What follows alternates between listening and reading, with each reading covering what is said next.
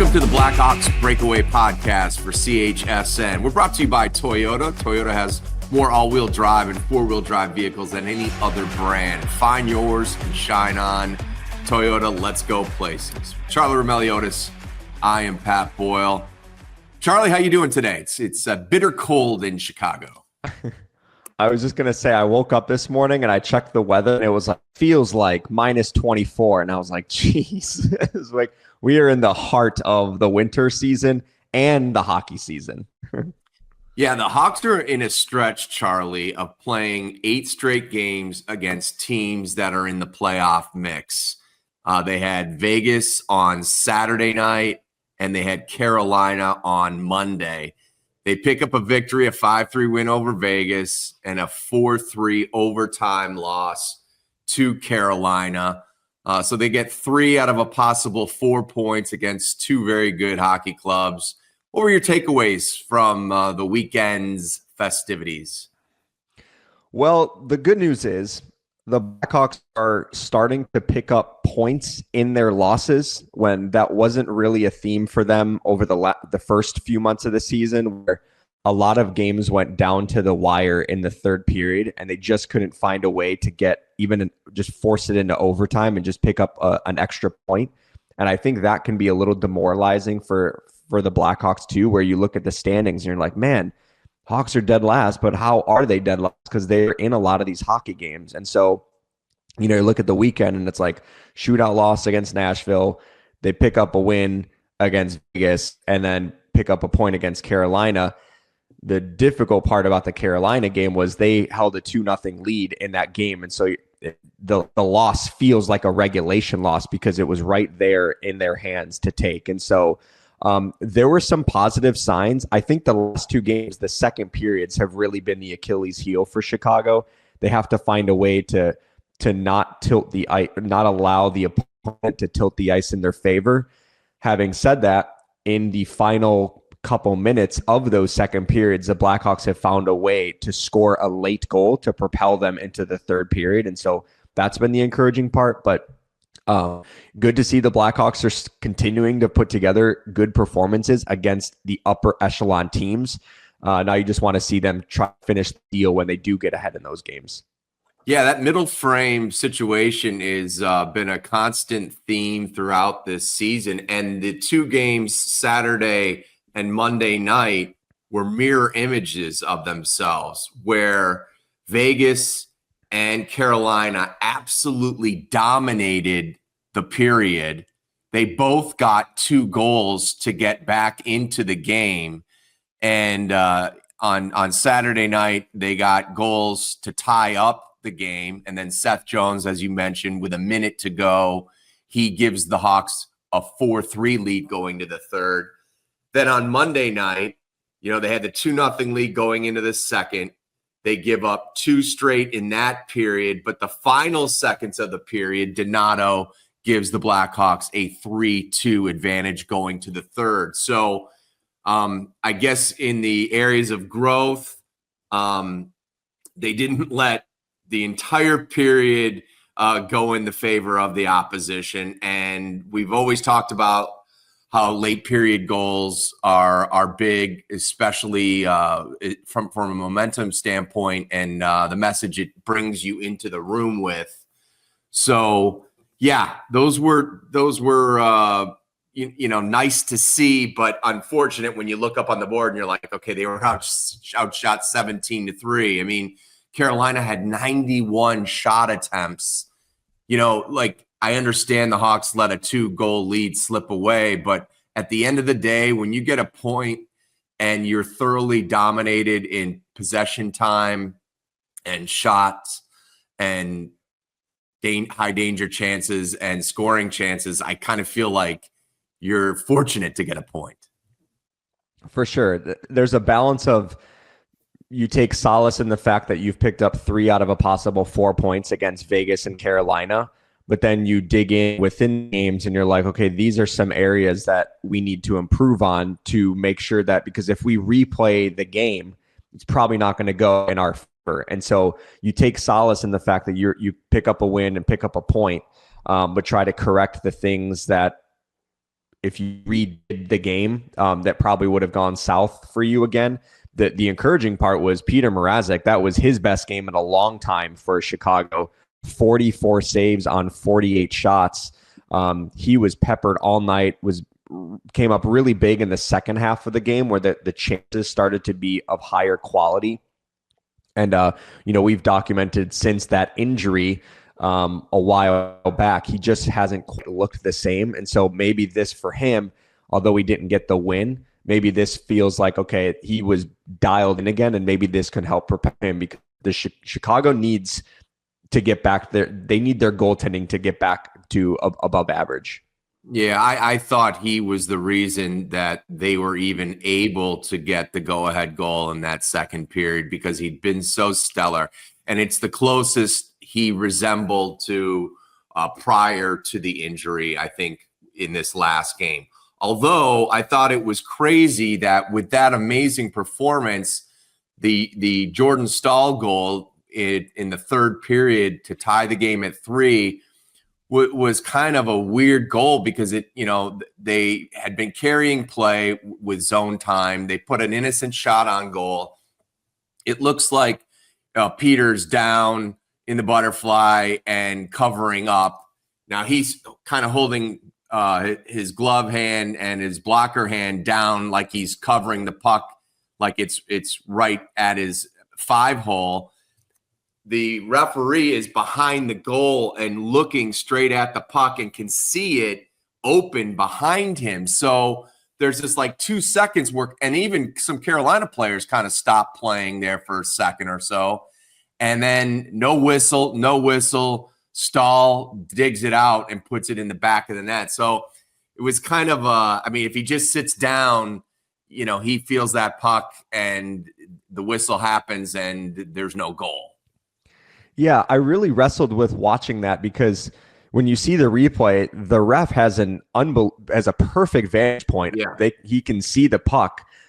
Having said that, I'm like, in order for a Carolina player to get that puck, he kind of has to jam into Mrazek. So it's almost like, I don't know, like the right call was made. Like, he should have let it play, but at some point it was either Mrazek has to close up his, you don't hear the whistle, but you also don't want to make a sudden movement because he's unsure where the puck is, and you don't open it up if you think it's in the front of your pads, but it was really behind him, but at the same time, like you really would have jammed under Mrazek to get the puck. And so I don't know what else Chicago could have done.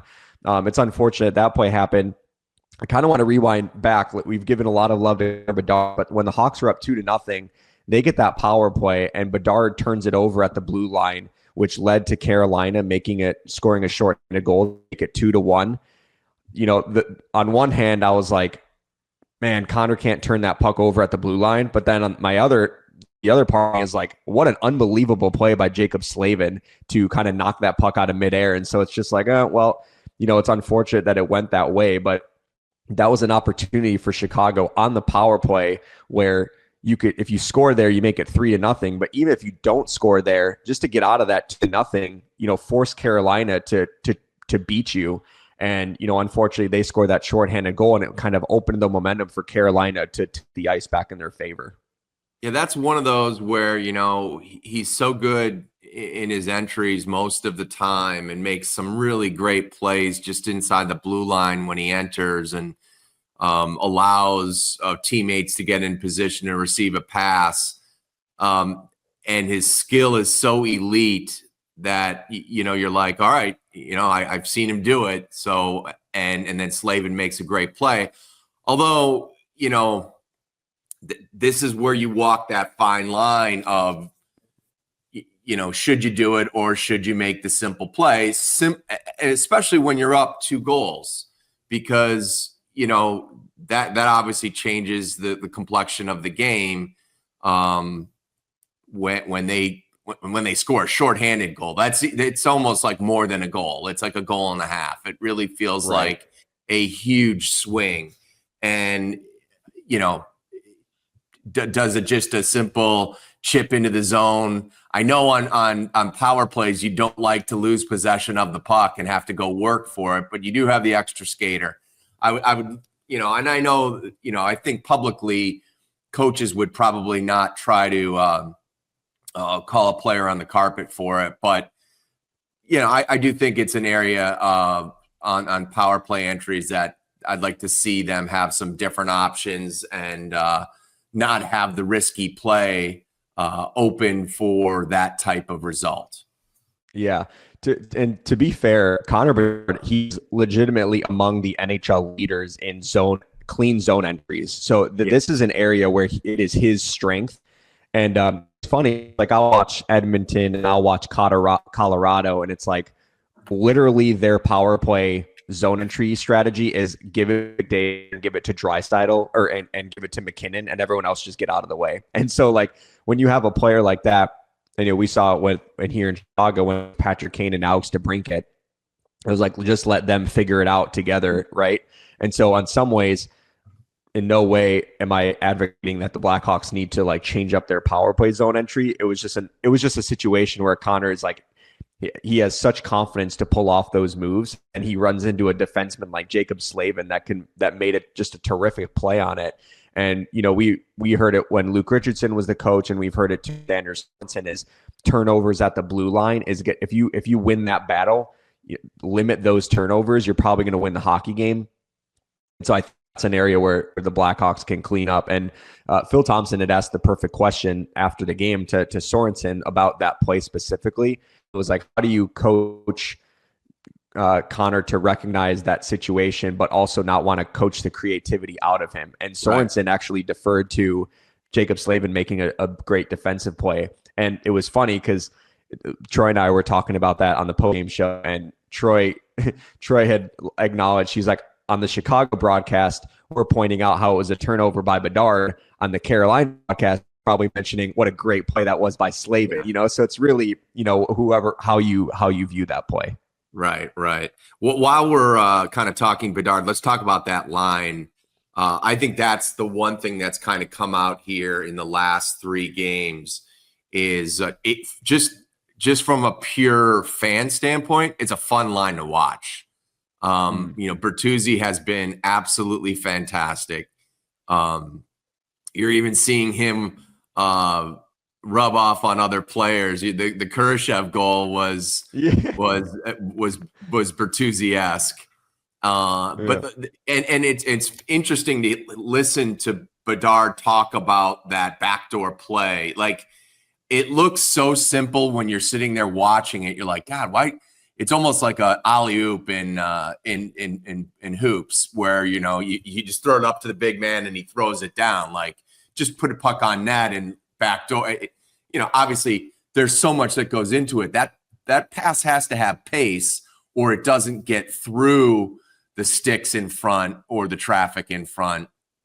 The recipient in this one, Tyler, he's got to make sure he's in that position. And we've all seen so many times players miss one-timers or the backdoor connection. He does that genuflect where it's like a triple enforcement. Your stick is there, but so is your shin pad and your leg, and it's creating a bigger target zone. And you've got your body angled so that everything can kind of work towards the net. It looks simple in theory. It seems like it's a very easy play to make, but they've kind of perfected it. And it's been, I'd love to know the exact analytics on how many, what he's got, 16 goals now. I would have 17. To think 17. Yeah. I would have to think, the other one he had last night was a bank shot from behind the goal line, which was a brilliant high hockey IQ type of play. But I'd have to say 10 of those goals are of that backdoor genuflect variety. Yeah, it feels like half of them at least are. And the other guy that has perfected this in the NHL is Sidney Crosby. Like, you see him always do it, and you're like, man, Bertuzzi has taken a page out of that book. And the more they've had success with it, the more you see it, because I didn't really see it at the beginning of the season, like the first month or so. And then they started connecting on it more frequently. And now it's like like a signature where it's like, okay, you're basically like posting up, right? And so they tried it again yesterday, and unfortunately there was that got in the way of Connor Bedard's pass. But Bertuzzi has a high hockey IQ, and for him to also be able to execute those plays, that's a real weapon for Chicago on the power play. Frank Nazar's numbers as far as like assists and goals are not eye-popping at all, but his chances, things he's doing, his speed, getting in on the forecheck, even if he doesn't get to the puck, he's rushing defenders to make plays. Like I think the Calgary game was he gets in on the forecheck and forces the defenseman to rim it around quicker than he wanted to. Bertuzzi intercepts the pass at the half wall, and then the nice little sauce pass to Bedard in the slot area, and Bedard scores. Nazar, I don't think doesn't get an assist on that goal, but like in the coach's room, he gets an assist on that goal. 100%. By the way, I actually think they changed the scoring today. So they gave him an assist on that. Yep. On that goal? Yeah. Almost a week later? No. Oh, I thought you meant the one yesterday. The one where he wasn't credited with the assist. And that, I think, was it the Ryan Donato goal? I think. Okay. Yeah. No, I was talking. Yeah. No, I was referring to. Okay. Like a week ago, just that play. I don't think he got an assist on it. So. Nor should he, but so he got an assist added to last night's score sheet. Yep, he did. I can't remember which game it was or which goal it was. I was going to say Ryan Donato, or was it? It was on one of the goals where he wasn't originally given a secondary assist, but he was. The thing that has surprised me the most, two things: Frank Nazar moving from center to wing, I think, has freed him up to tap into his offensive creativity a lot more, but also playing on a line with Connor Bedard, they are on the same wavelength. Like there were some plays yesterday where I was watching and I was like, they already know where each other is going to be, and there hasn't been much of a feeling out period, to be honest with you, because they got joined together against Nashville in the Nashville game, and they instantly had chemistry with Nazar having 2 grade A scoring opportunities, Saros making the blocker save on one, and then the short-handed breakaway by Nazar on the other that he got denied. There were 2 plays yesterday that my jaw was on the floor at when you saw his top speed. It was in the third period where Nazar saw his puck in the offensive zone, and he straight line darted from the defensive zone to the offensive zone. It tried diving to sweep the puck over to Bedard. When I saw that, I was like, that speed, like his top speed was like blistering fast. And I on NHL Edge today to see what he clocked in at, and his top speed was 23.07 miles per hour, which is in 90th percentile of the NHL as far as like top speed. So it's like that is the kind of player Chicago had identified when they drafted him. They're like, his speed can be a threat. And I also think that's why he's on the penalty kill too, because if he can jump on a loose puck, he can get those shorthanded breakaways and just totally pull away from the power play guys. And so, yeah, his speed has been incredibly noticeable lately, but I have thoroughly enjoyed watching Bedard and Nazar play together, even if the production hasn't been there yet for Nazar. If they continue to create the chances that they have, it's only a matter of time before they start to cover Nazar. Last night, Sorensen in the lineup flopped Nazar and Bertuzzi. They had Nazar on the left side, Bertuzzi on the right. What did you make of that?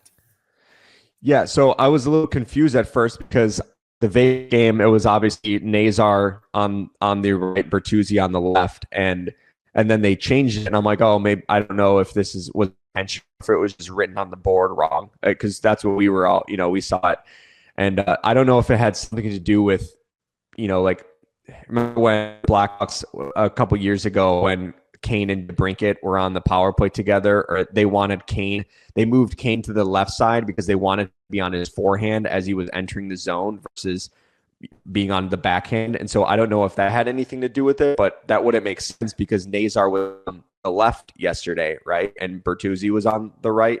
So I don't know if that, I don't know what to read into that. Maybe we saw a matchup thing with Carolina or had something to do with the shots, the right-hand, left-handed shot, but I don't know. Yeah, Sorensen was asked about it. Sorensen was asked about it post-game, and he said it was more for face-off reasons, like Nazar on the left, Bertuzzi on the right for the face-off.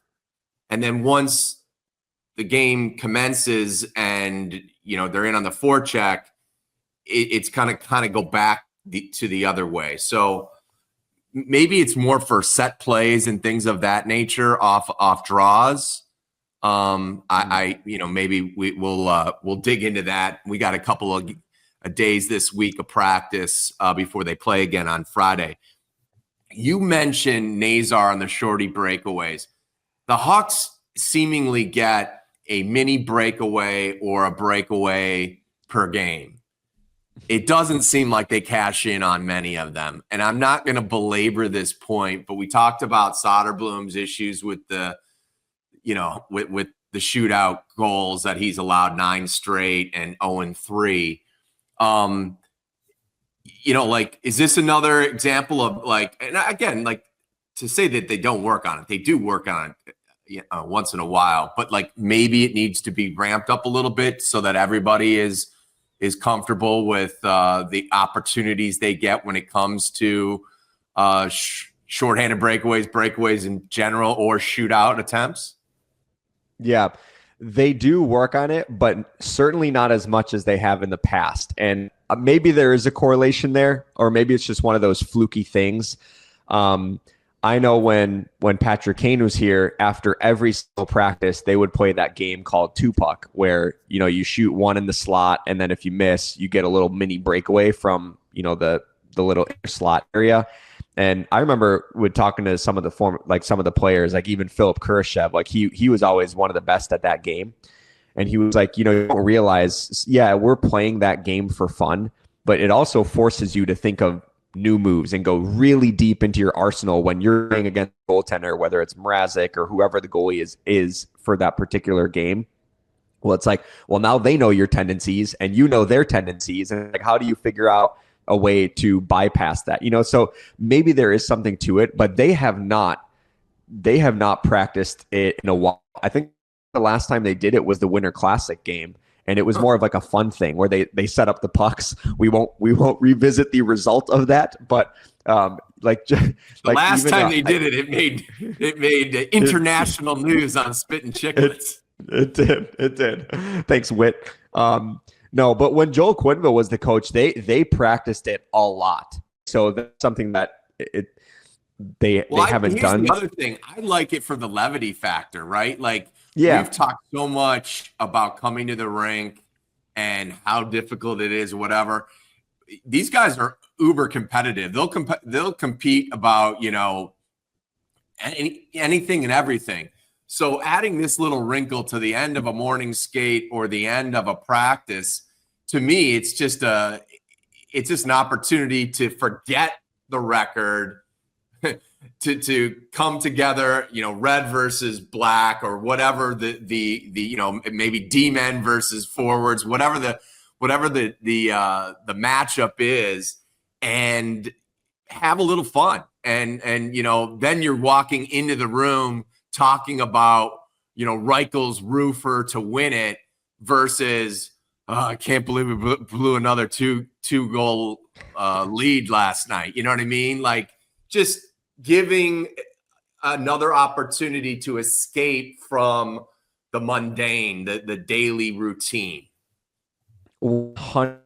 And it's the shootout, the practicing the shootout part would technically be a second layer to it. And so I love that idea as well. Yeah. All right. Another thing, we love stories when you see somebody go through adverse times and they work their way through it. And, like what a week it's been for Seth Jones.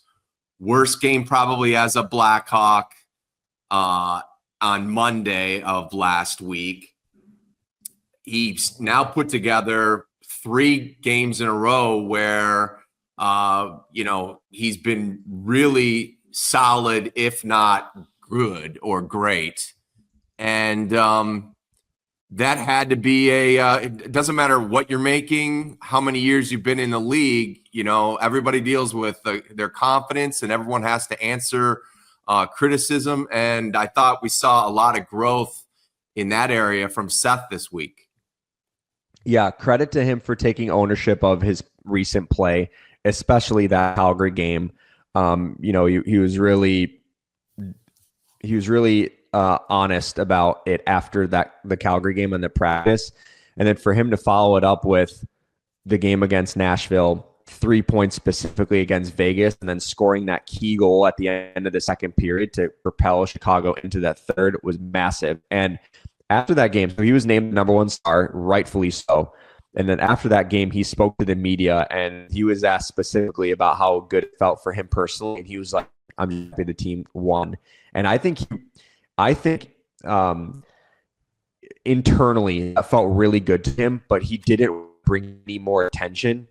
Maybe he was embarrassed by the game. I don't know. Or maybe he was frustrated. It was the first time that we had really heard that booed on home ice during that Calgary game. And so I think he really took that personally.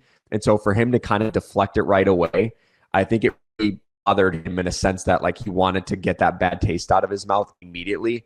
And Nick Foligno was the guy that did the praising for him because he was asked about Seth and he was like, that guy cares a lot, whatever.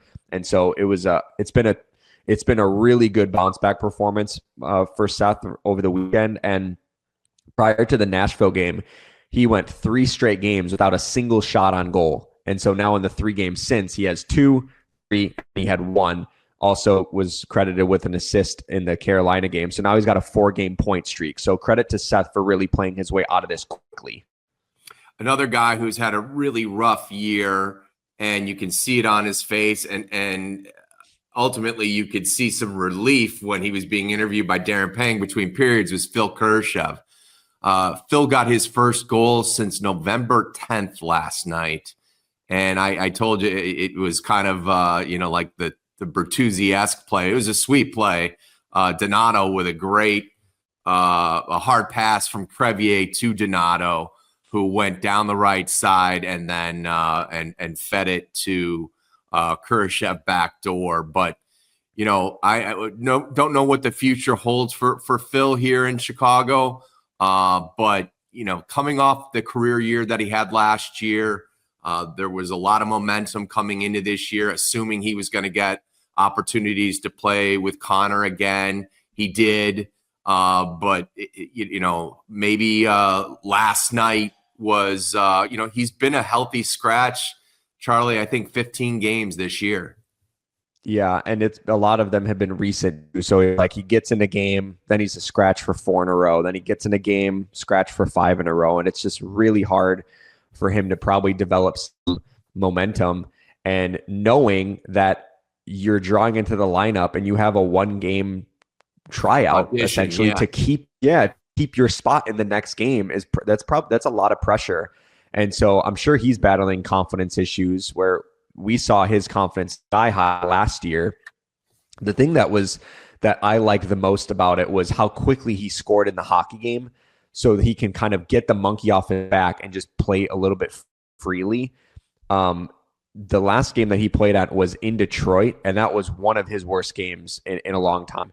And that's saying something. And so for him to be able to have to sit on a performance like that for a week and then, or whatever it was, a week and a half, and then draw back into the lineup, like you got to get rid of that bad taste in your mouth. And so good to see him turn in a multi-point effort when the reason he was in the lineup was because Pat Maroon got hurt. So it was kind of like by default, it was like, we need a body. And it's like, so good that he took advantage of it. Taylor Hall, we saw him with a nice setup on the Donato goal that gave the Hawks the 3-2 lead at the end of the second period. Taylor's had that up and down type of year as far as gets on a roll for 3 or 4 games, and you see a point per game, maybe a couple points here and there. He seems like, with him being an expiring UFA at the end of the season, the phone calls I think would be coming for Taylor Hall. I think there's going to be some calls for certainly Ryan Donato. And there probably might be some calls for Lukas Reichel as well. Your thoughts on like the process that they're going through, as I think Taylor Hall would be one that, if the deal is right, I think the Blackhawks would strike. For sure. And you can read the tea leaves when Taylor Hall was speaking to the media a few days ago about this specifically. I think in his mind, he was hoping to find a home here in Chicago, even beyond this year, but kind of admitted, the season started, we were getting thumped in the exhibition games is what he was saying. And then things just went sideways. Obviously he had that healthy scratch earlier in the year under Luke Richardson. And so he was probably looking at the situation like, man, this season is not going the way I had hoped. And so it just feels inevitable that he's going to get traded at the deadline. And even if he doesn't, like if for whatever reason, there are no takers, or it's just hard to figure out the finances because there will be salary retention in a trade like that. It does not sound like the both the player and the team, it doesn't sound like there's going to be a fit beyond this year anyway. So it seems like a foregone conclusion that he's likely going to be one of the guys moved. The Lukas Reichel one is interesting because he was drafted by the previous regime, right? Stan Bowman, his management group, drafted Reichel. But then you see the goal that he scored against Vegas, and it's just like, wow, that right there, that speed, his skill, that's the kind of player that he can be. But it's like, if you can tap into that far more often than we've seen, there's a real good hockey player there. But how much rope have the Blackhawks given him over the last few years to show that on a consistent basis?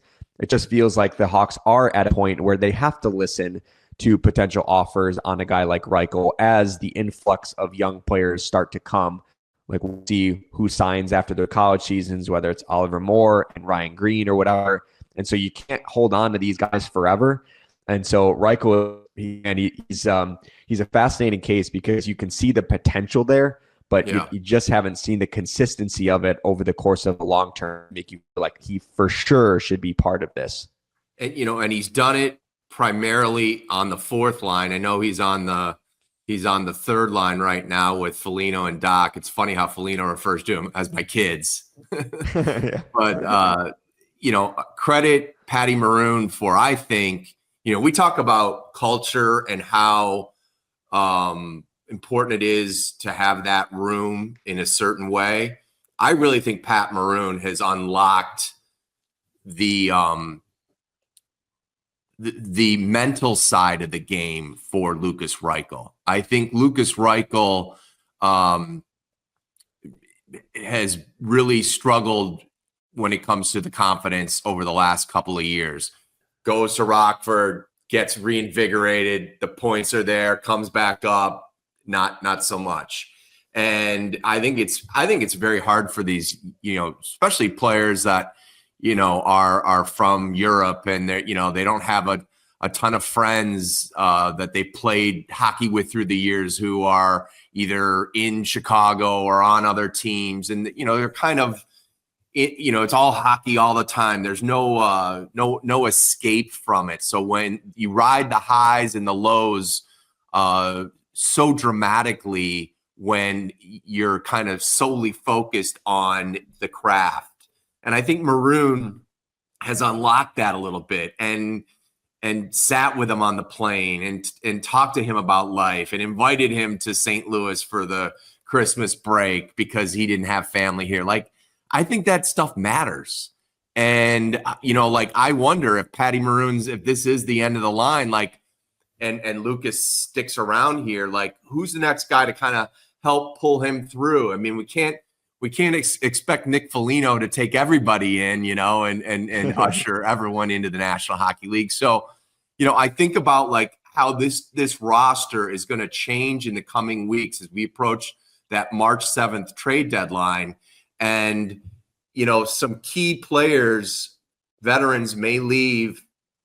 And not only are you losing their production on the ice, but you're losing their mentorship. And, I don't know if we give enough credit. I don't know if we get to see all that these mentors do. We get glimpses of it, and we get nuggets and little breadcrumbs here and there. But I think, as in my opinion, I wouldn't trade Lukas Reichel for a draft pick. I would only consider moving Lukas if it was for an established NHL veteran and they wanted a quality young player coming back in a package deal. That's the only way I would approach a Reichel deal, because Reichel straight up for a second round pick, I could almost guess that I'm going to be selecting a player that has the ceiling and the floor of a Lukas Reichel. And 4 years down the road, I'm having this exact same conversation with you. Should we move player A because they've had not a linear path in the National Hockey League? So again, my plan with Lukas would be he's only moved if it's for a established NHL veteran.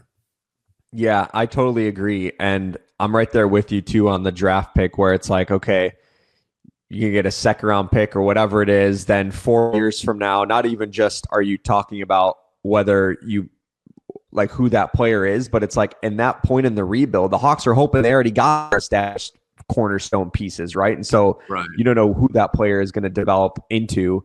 The challenge too, though, for Chicago is this is a situation that other teams are probably looking at as a buy low candidate. And it's like you have to wrestle with whether we just have to move on from him altogether to cut our losses and give other guys an opportunity, or how long do you hang on to a player like that?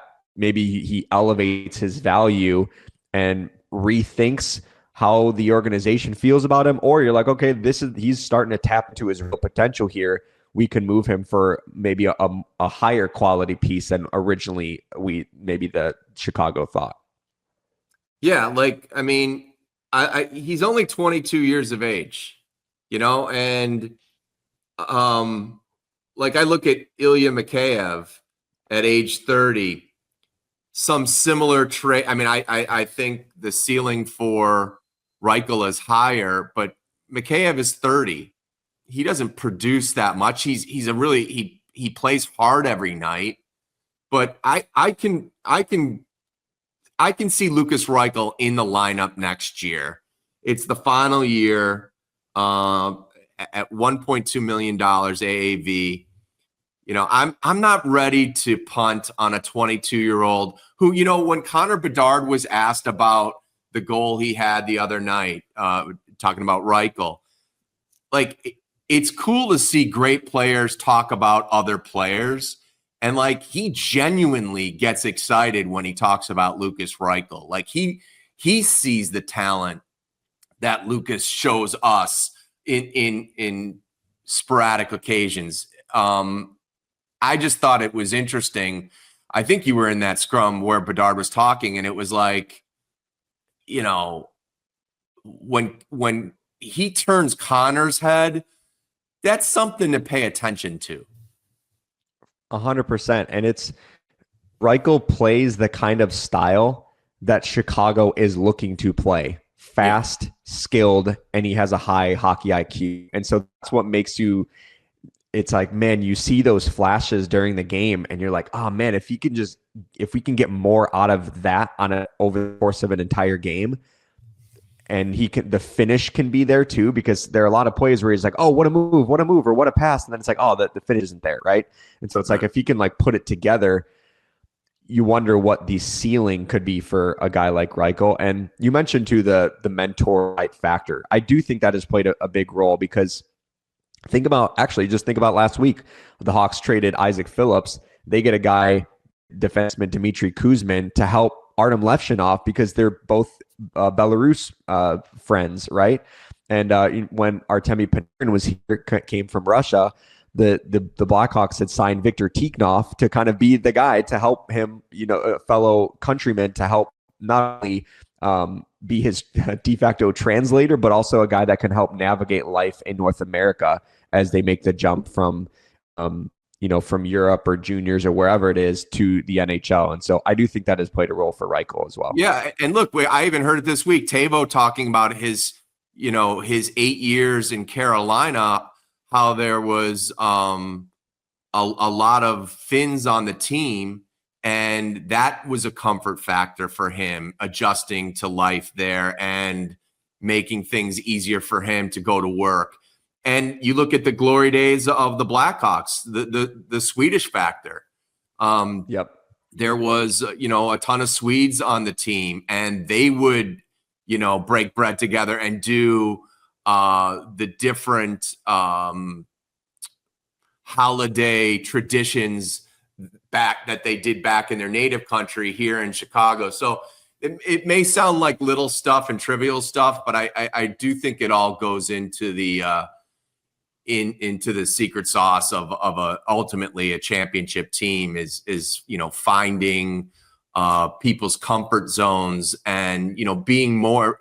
It's more than just a collection of talent on ice wins hockey games. There is something to the environment around it and how invested you are for your other player. We talked about like what Maroon brought to the table, those two fights in back-to-back games, and ultimately, he missed last night with a back injury.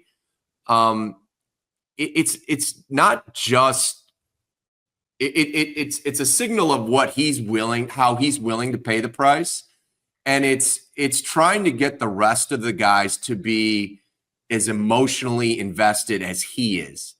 He's at the tail end of his career, and he went up against two heavyweights. And if you're watching that on the bench and your next shift, you go out to the point and have an opportunity to block a shot, you might be more willing to block that shot if you just saw your teammate do something that probably he didn't want to do, but felt he needed to do.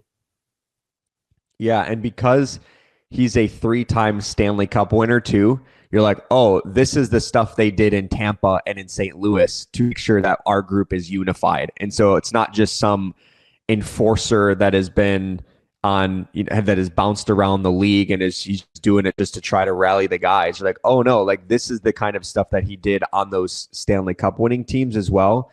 And he's trying to bring to this young team in Chicago so that they can see how you stick up for teammates and how you try to spark some energy when things aren't going your way. And so I appreciate that about Pat Maroon too, because it would be easy for him if he feels like this might be his last year in the NHL to just kind of go through motion. But like you can still see the investment of, hey, I want to teach these young guys too how we can be unified as a group.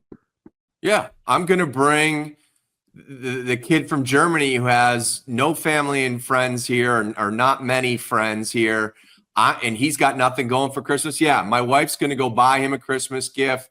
We're going to jump in a car, drive 4 hours. He's going to see what Christmas is like at the Maroon house. And then, he's hoping that Reichel pays that forward in 3 or 4 years when Reichel is more established and has a family and whatnot, and he takes another player under his wing. Hey, I wanted to mention before we exit, former Minnesota Wild assistant general manager Chris O'Hearn has been hired as VP of hockey operations for the Blackhawks. He will report to Kyle Davidson, and his expertise is contract negotiations. Yep, contract negotiations and managing the cap as well. Specifically, I know that was Bill Guerin's right-hand man in Minnesota. I will say this, Pat.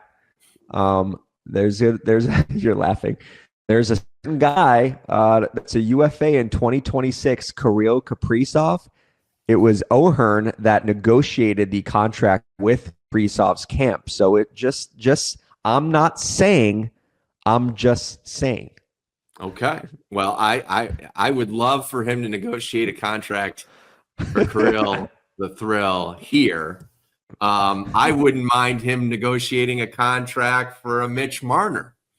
Yeah, let's do it. There's going to be plenty of contracts on the horizon for Mr. O'Hearn to handle. So we will see. We'll get into more trade rumor stuff in a next, as we get closer to that March 7th trade deadline. But anything as we exit? No, everyone stay warm out there. It is bitter cold today. Thank you. This just in from Charlie, meteorologist, WGN Radio's Charlie Roumeliotis. All right, that's going to do it for the Blackhawks Breakaway podcast for CHSN. For Charlie, the weather crew, I am Pat Boyle. Thanks for watching and listening, and we'll see you next time.